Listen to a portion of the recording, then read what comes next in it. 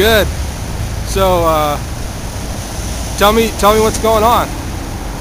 Well, the idea today is that instead of the rampant consumerism and craziness of store employees having to get up in the middle of the night, drive sleep-deprived into work in an abnormal shift, and shoppers coming out sleep-deprived, that today is a buy-nothing day, as a pushback to all that big-box craziness and uber consumerism. So we're out here to encourage people to go take a hike, play with your kids, do something fun, and stay away from the stores today. Sounds good to me. Let's check out your signs. Hope more is less. Hey, that tape was bought at Home Depot. Less is more. Think outside the big box. That's right. Well, I had to buy a couple things here because it's the only place to buy what I need. But I held off on buying the big stuff until tomorrow. Yeah. So, did you guys have, what kind of a turnout did you guys have? I would say about 30 people or so. I think that's pretty good. What's next for Occupy Wall Street? You know, I don't feel qualified to speak for that, honestly. I mean, there are a lot of different local movements that are going on, and I think they're still working on common goals. Is there still anything going on as far as, is there, oh, I see what you mean. Is there still anything going on downtown? Is there anything going on downtown today? Not that I'm aware of. I don't think today. So is this Black Friday thing, is this going on everywhere? Yeah, and I think it's been going on for a few years too, hasn't it? Yeah. Buy nothing. It's not new this year. So it's not necessarily OWS? No, I think it's just that everybody supports that. The people who are involved in that also support the Black Friday. So. Yeah. It seems like it's a movement that's gaining momentum, though. Yeah, I think so. You know, from what I've heard. I think so, and I think an overall arching goal of Occupy Wall Street is getting a fair taxation system. I mean, that's the main message, is that 1% that are so privileged and pay nothing, and even some large corporations that don't pay taxes and everything. So Paying taxes is for suckers. Well, we do it, don't we? So getting some equity, so it's just not fair that a worker making $20,000 a year is paying taxes at a higher rate than a billionaire. Well, I think all taxation should be abolished. And then what would you do? Without the taxes to support public schools and I think they should be abolished. And everything. I think they should be abolished too. Yeah? Yeah. So what would you do in the place of fire, police protection, and public education? People would stand up for themselves instead of having to be taken care of by everybody. But how do You know, we live like rats in a cage. You know, we're totally dependent on the system. What do we do if there's not a system? You know, I mean, from cradle to grave, from the time we're born, we have the government taking care of us, and then that means we have to pay them taxes. Well, you know? I disagree, because I think our public education system is unique to America and something we can take pride in, because you can go to school no matter what street you live on or how much money you have or don't have. You can go to school and you can get an education. You can change yourself. You can't pull yourself up by your own bootstraps if you don't have any boots. It's a mixed bag, because the good is mixed with the bad, like you say, like cops. When you need a cop, you want a cop there, but then there's also the bad, right? I mean, the same thing with the military. You need a military, to protect you, but then there's also, it's like, how do you differentiate the good from the bad when they're mixed together? Right. Yeah. I know. But you can't throw out the baby with the bathwater. I think it's a matter of getting in, listening. If you want to find out how public education works and what's Do you work in public education? Yes, I do. Oh, okay. Talk to a teacher. Yeah. Talk to a teacher. And now But if it wasn't public, you'd still be a teacher, right? I mean, you'd just be working for somebody else. I mean... But my point is, that's true. The middle class are always going to have access to education. And the middle class is disappearing. And right now, we're hanging on to public education with a thread. And what public education says is that kid who's from an impoverished background can still learn and can still have a chance in life.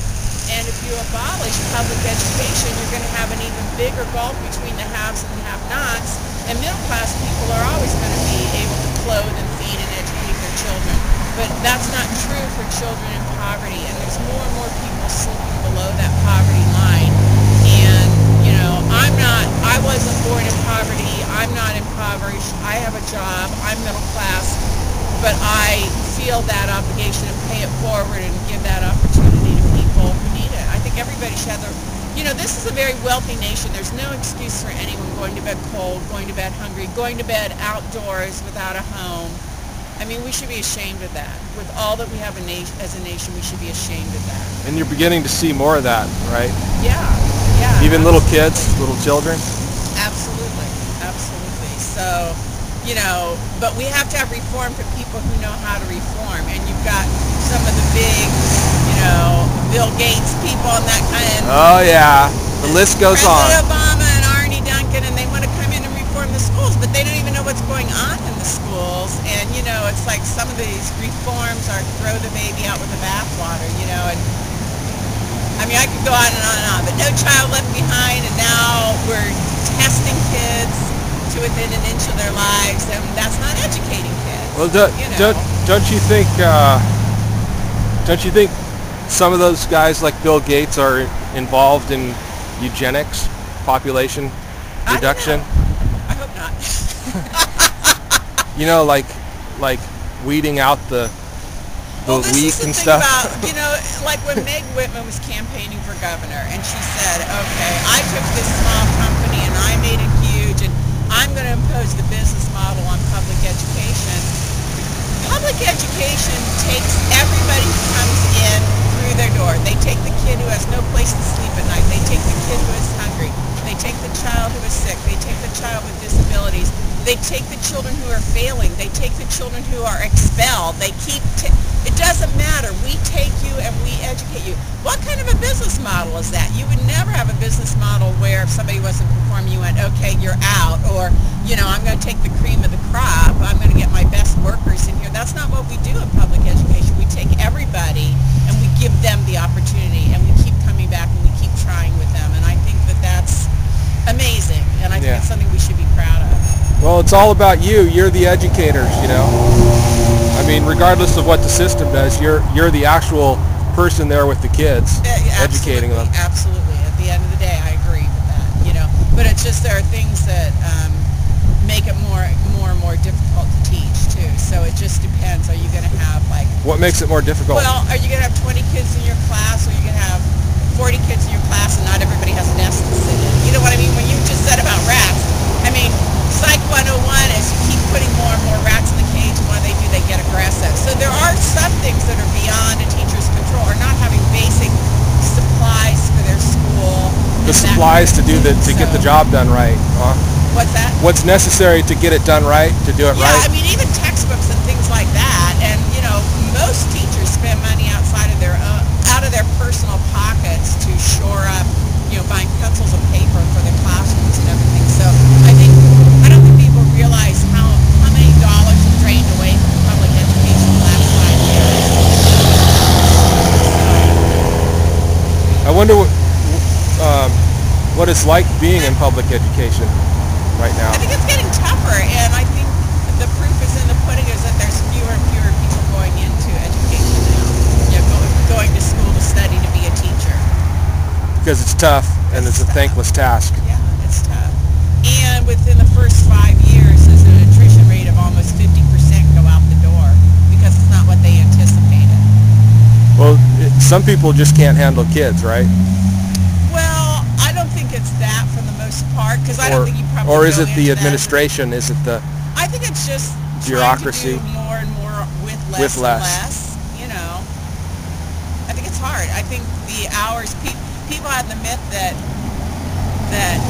teachers start about 8ish in the morning and leave work at 3, and No, have summers off, and they, the teachers I know are working very long hours. So I think there are just some people too that get discouraged in terms of the amount. You're probably of hours taking it the work takes home today. with you, I would imagine.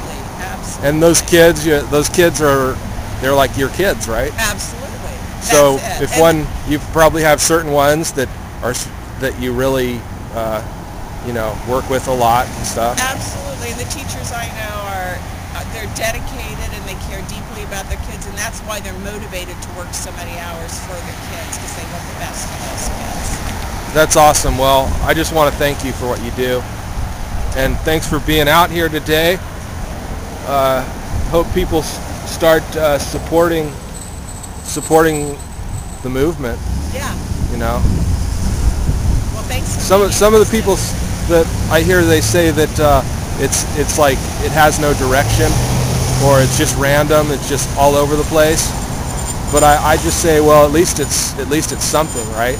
Right. Exactly. So there are a lot of voices to legitimate different issues, and I think it's a good thing that all those people are coming together and gets people talking, right? They're concerned I about. agree. Yeah. I agree, and that's America too. And that's there's a sign in downtown Occupy S.L.O.CA, and it says, "This is what democracy looks like." And we're not all of a can be single messy, mind. yeah. Exactly, it's messy. The way it goes. Exactly. It's messy, but it's wonderful. It's messy, but it's fun. Yeah. So, are you two related, or is this my your mom? Yeah. Oh. Well, you guys look like sisters, so. Right answer.